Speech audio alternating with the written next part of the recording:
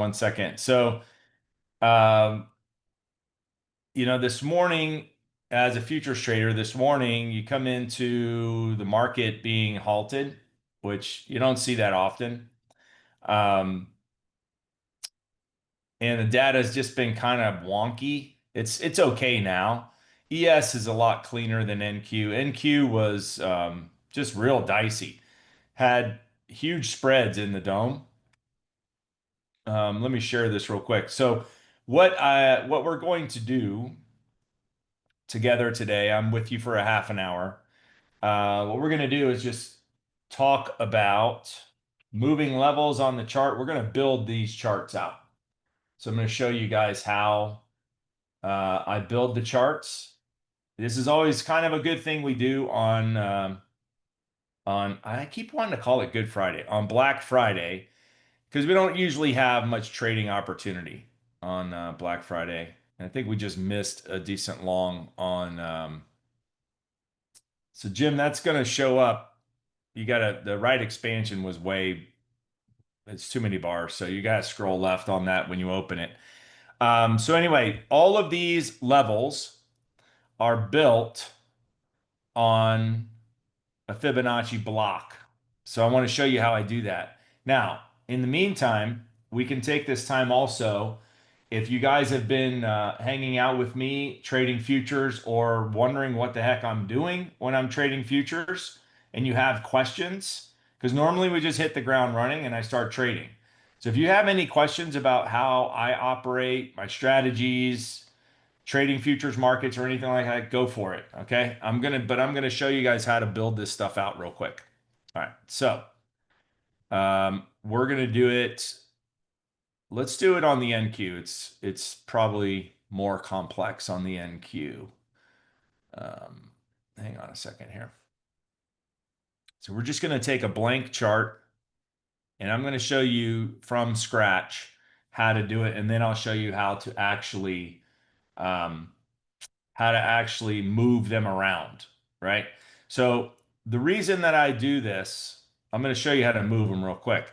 But the reason that I do this is, you know, prior to building them this way, I had one huge chart and it was very, very heavy in terms of memory. It would just hog a ton of memory. All these drawing sets, you get all of these, you know, warnings here. You have 900 drawings that are older than 21 days. It was thousands. I mean, I had a chart from basically the NASDAQ 5000s and it was up into the 10,000s and 11,000s, etc. So, um, actually, a member showed me how to do this and it's been perfect since. So, what I do is just take this is about 1,300 points of price because we're kind of like, we're about 1,000 up, 1,000 down lately. And so what I try to do is just get them all into view here when we want to move levels. We can see that price is at the top up here, and we're going to run out of levels, right? So what we want to do is grab some from below and put it up here. Okay, they're all in chunks of 100. So if I go down here, let's keep tabs on what this number is. It's 25,500, right? So if I go down here and I edit properties, edit the 100 handle block, I want to put levels on top of the 25,500. So I'm going to go 25,600 down. This is where a lot of traders get it mixed up, down to 500. Okay. So in other words, it's going to take 100 points of price here and put it on top of that. Right. And then that's how we move this stuff up. So let's do another one. Once you figure this out, you won't forget it. It's super simple, but it's a little tricky to figure out, from the get-go. So we're going to go above the 600. So we're going 700, and then we want the bottom of this thing on that 600, right? Let's do one more. And no, we'll leave it. Okay, now I want to show you how, because you can do this with anything, by the way. I was showing the futures room, the SPY chart, and the Q chart, all of it based on my levels. But let's do this real quick together, and then I'll show you SPY and Qs. So what I do is take a Fibonacci retracement tool, if they'll let me. Okay. And then just anywhere on a blank chart, right? I like to go over here because we want the levels to extend over and we don't want this big dash line in the way. So we're just going to go over here and we're just going to draw one. It doesn't matter where from. It doesn't matter high or low. It doesn't matter where you anchor it from. Now we're going to edit properties. Okay. So we're going to do in the coefficients is make them, in this case, the 100 handle block levels. Okay. So you want to know what those levels are. We're just going to go through it. So it's going to be a 0. It's going to be a 12. So 0.12. It's going to be 0.26, 0.33, 0.50, 0.62, 0.77, 0.88, and then 1. All right, we've been putting some markers in there too. So let's do that. So let's put the 42 in there, 0.42. Let's add a couple curves here. We're going to put the 2 in there, and then we're going to put the 82. I think we had the 72 in there also. Right? And so now, whoops. And so now what we want to do is make them look the way we want them to look. Okay. So I'm going to set a color for all of the curves, and it's just going to be my standard blue. And I want to make sure that they're all solid lines like this. You can select the width of them here. I like to make them all 2s.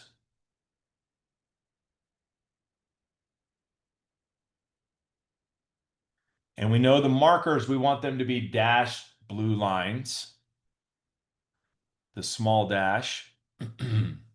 Excuse me. We want our inflection points, the roundies and the 50s in red, right? Now we've just created 100 handles of price. So this is where we go back to where we want it to start and where we want it to end. So since we're up here, let's just do 27,000.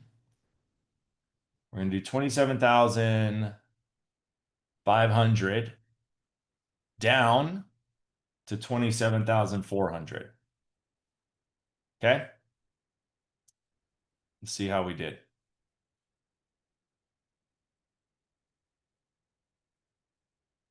Right? And so this is our 100 handle block.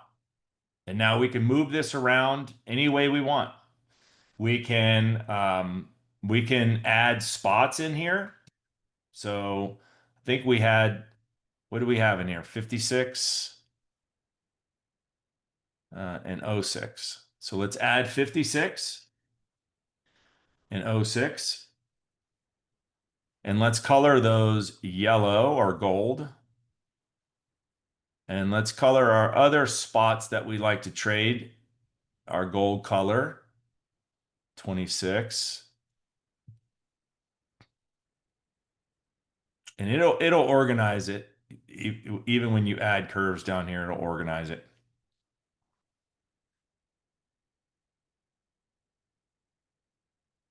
Hang on a second here.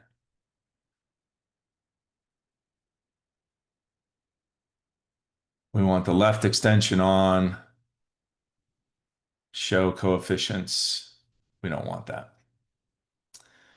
I think it's just not showing the price on these others because it's just zoomed in. So there's our 100 handle block.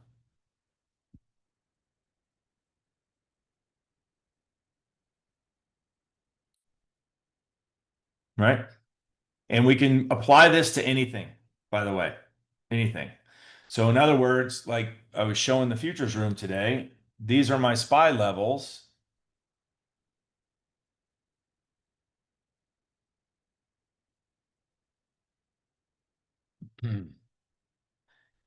And you can use this for like your zero DTE stuff, or if you wanted to trade SPY outright. But you could use this for your options. And so these are my SPY levels. Okay, you can see how um, it's giving you a price level on each one of these. I'm going to show you how I came up with this. Okay. All this is, and this is the same for the Qs as well. If I right click and edit properties, this is that Fibonacci block. And these are all my spots, right? So you remember on the NASDAQ spot chart, 06, 18, 26, 36, 46, 56, right? You can see that. That's the whole 100 handle block. I apply these levels in a $5 range. So from 685 down to 680, right? And that's what spits out in terms of a coefficient. And then on the risk, I do the same thing. Same levels from the NASDAQ, 02 rather, 12, 22, all on the twos, the whole 100 handle block. And then boom, now we have risk. And so when you go review this thing, it adheres to this stuff pretty darn good, right? We don't have any, it's not really moving right now, but let's go look at a previous day. And you can bolt on like the opening range, um, and start to get a clearer picture on stuff like this, like the opening range or right from cash. So right from cash, this green line right here, where the market opens, you might think, hey, I want to buy a call because we're above cash. So this gives you a pretty good area. It's obviously in the money, but a pretty good area to start to look for your strike, right? For a zero DTE, or you can look for targets as well. And those strikes get a lot less money. There's more risk involved, but you can. So here, if I were looking for a breakout of 10 points on the SPY, or 5 points rather on the SPY, then I would buy a 682 call, right? And then we would rock and roll all the way up into that. Same thing on this. It's just in chunks of $5. So I'll try to make these, all of this stuff available in the library if you guys want it. Same thing on the Qs. And if you guys want the SPY or Q charts now, just let me know and I'll throw them in the chat. Now, the other thing that you have to do when you open these charts, okay, if it's a manually drawn chart and it's not an auto chart, I do have auto studies as well that'll just do this for you. But some of you guys are like me and old school and just like to do it manually. You have to save this as a drawing set. If you notice, I don't know if you guys can see it, but down here at the bottom of the chart, the bottom right, all of the drawing sets are queued up for you, or cached, I mean. They're all down here. Okay. So I will share this with you guys. Give me 1 second. Let's fix that right expansion.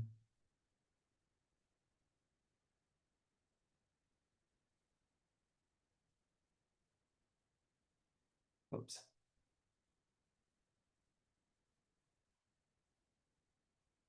Okay, there's the cues. So when you run out of space on this, let me just show you how to do this. If price runs away from you, runs out on you, this is 640 up here. So what we're going to do is go down to the bottom. We're going to go right click, edit properties. We want to go above 640, right? Only in chunks of 5. So we're going to 645 down to 640. And that moves those levels up. And you have 2 blocks that you have to move up. One for the gold lines and one for the blue markers. 645 down to 640. Okay? And like I said, once you kind of figure it out, you won't forget it. It's super simple. All right, let me get SPY for you guys. And then we're going to do SPX. SPX for zero DTE adheres to the 100 handle block levels very, very well too. Very well.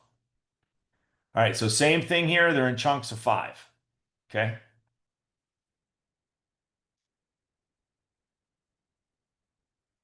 Yeah, so setting up the auto chart DP is it's a study. So you have to code it. You could probably use Chat GPT to do it. I mean, I have auto charts for most of the things that I have. The issue with auto chart is you run out of levels. And if you like to go back and back test or go do homework, your levels will disappear. So I like to have, levels on the chart. Like here, for instance, this is an auto chart. This is the golden setup auto chart here, right? And so when we want to go do homework on the chart and we want to go back 5 days or 10 days, you'll see that the auto study is only a block of, looks like 1,500 levels, 1,500, you know. And so you'll see that price can get outside of this. And so if you're trying to go back and, do setups and look at, do some homework, you don't have levels to do homework with here. So that's why I have a manually drawn chart to throw those levels on there, right?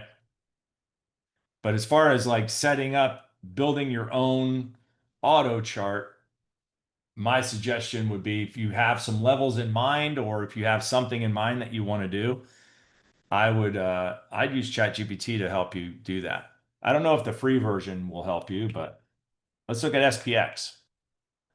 We talked about this a little bit in the futures room. We're doing more of these zero DTEs. And so we talked about kind of um, when you would do some zero DTEs. Like it's not a core part of your business, but you can find some really nice scalps trading zero DTE SPX, and they're pretty low priced. So it doesn't require a ton of margin to get involved.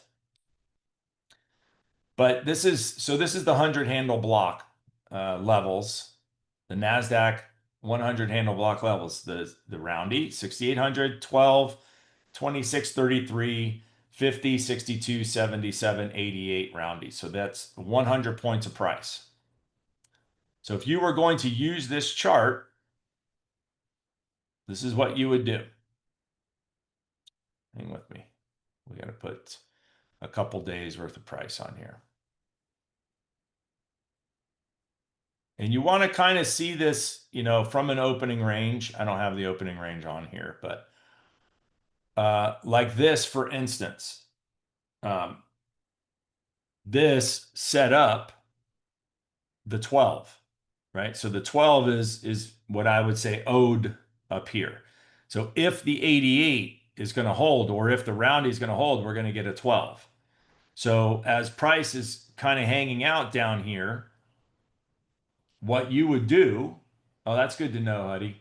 Gemini is better at think script. Um, anyway, that AI stuff is really good for helping you code charts. Like you can actually just show it a screenshot. If you see somebody's chart, show it a screenshot, it'll figure it out for you. It's pretty cool. But right here,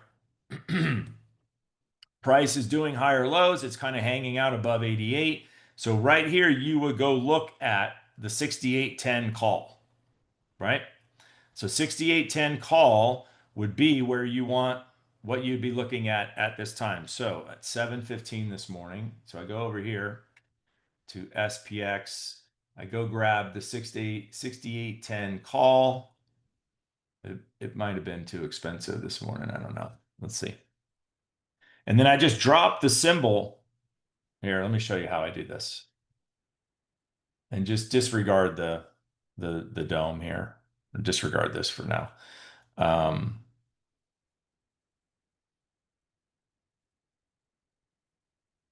ah. So right here, 68.10 call. I'm going to go here. I'm going to right click. I'm going to copy the symbol.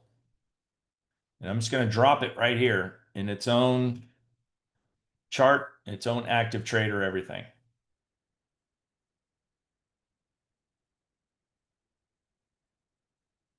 So this was pretty expensive this morning. Premium was pretty expensive. So cash line or the opening range area. So this would have been a $22 strike for for a $15 gain. Let's look at another one though. Let's look at the 30. The 30, I think, had some movement here recently. I was looking at it. So this is something that you can get in on right around 10, 11 bucks. And it's a nice, 5, 6 handle scalp. And it looks like it would have paid a couple times today. And it's just based on how this thing is flowing. Today's really tight because it's, obviously the day after a holiday and there's just not a lot of participation today. But you'd be looking at calls, obviously. Why the 68.30? Well, so I was looking at a different day. Sorry. 68.10 was never on the table today. It was always the 68.30. There's not a 33. There's a 30 and a 35. There's a 25, a 30 and a 35, right? But then I guess you could probably still add it. I don't know. So any questions on that? I just, I like to take a few moments because like I said, all we do is trade or all I do is trade. Let me share this chart with you guys, the SPX chart. Why isn't the opening range on here though? Oh, it is. Okay. Opening range is on here.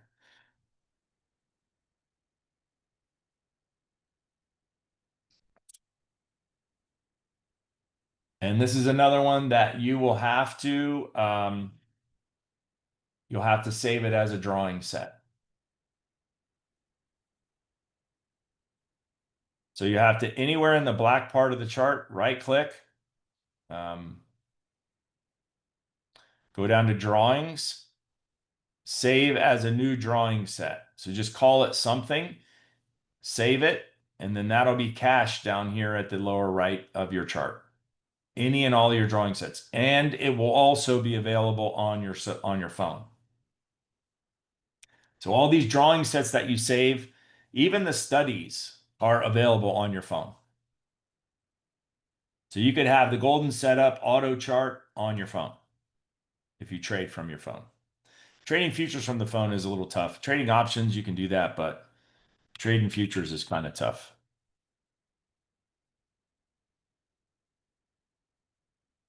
And so let's talk about, before I hand you guys over to Corey, talk about what Brandon and I were discussing before he took off. So we can see that, this is up probably what? So this says 5.5% off of the low in this rotation. Yeah, it's up over 6%. So 6.4% from the most recent low, which was, last Friday. That Friday low off of this big engulfing bar, and then now we're above that. So does this start to kick in the Santa rally? What I'd like to see, if I had my way, would be a nice 2% pullback, 1.5, 2% pullback down into here, back down into like 25,000 just to check the top of it and see if that could hold. And then we could, rally into the end of the year.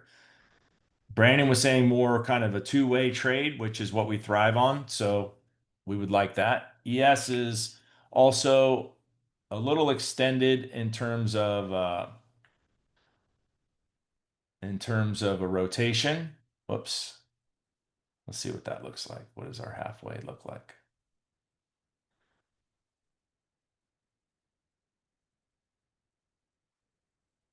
So kind of the same thing, just a little extended, no real pullback at all. And I would venture to say there are people that are not long enough. So if the performance chasing is going to commence, if there's cash on the sidelines, um, we should see them, they should push it back down That would be like a 67.62, 67.50, 67.40s. Push it down into here to get long. You can shoot me an email, Lloyd, and I do have all the setups, all levels. I don't know if ES is in there. I think ES is in there. It's a zip file, so I have to email it to you.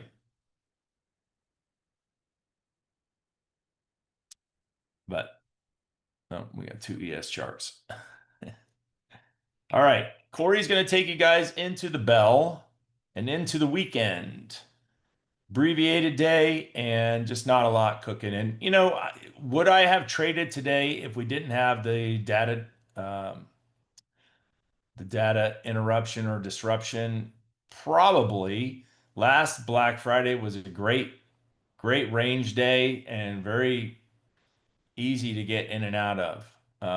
But it just kind of threw me for a loop, not having a market, not having Globex data, and then the dome was just really weird. So I just chose not to.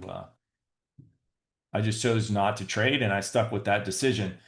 You can reach me at support@theotrade.com, and then just put it to my attention, or just put Ninja NQ at Ninja chart in the subject line, and I'll get it back to you. All right. Any questions? And we'll have this session in the archive. You can always go back and rewatch it if you're moving levels around, and just couple little things to do with charts, because we just, like I said, jump right into it. A lot of you guys ask for charts when we're doing that, so I know it's always easier to just be able to do it yourself. All right, Corey, I'm going to hand it over to you. It looks like they got the data issue sorted out, but now we're at the last half hour of the day here. So Yeah, it was a different session than normal. yeah, it was funky. I don't like to fly blind like that. That was a little funky. All right, you are the host. I'm going to stop share. It's all yours. Everybody have a fantastic weekend. Look forward to seeing everybody on Monday, and then we'll close out November, and then rock and roll in December, right to the end of the year. All right, see you guys. Have a good one. All right, thanks, Tony. We'll give about our little minute to transition over from Tony to me. Get your refresh, get any questions, give me a howdy, hello, heads up, and we'll begin. But let me know how you're doing in today's half-day trading session. I'll give you a hint. The day done was made on the long side if you chose to participate in a sort of strange day. Let me know you're here. We'll get started, team.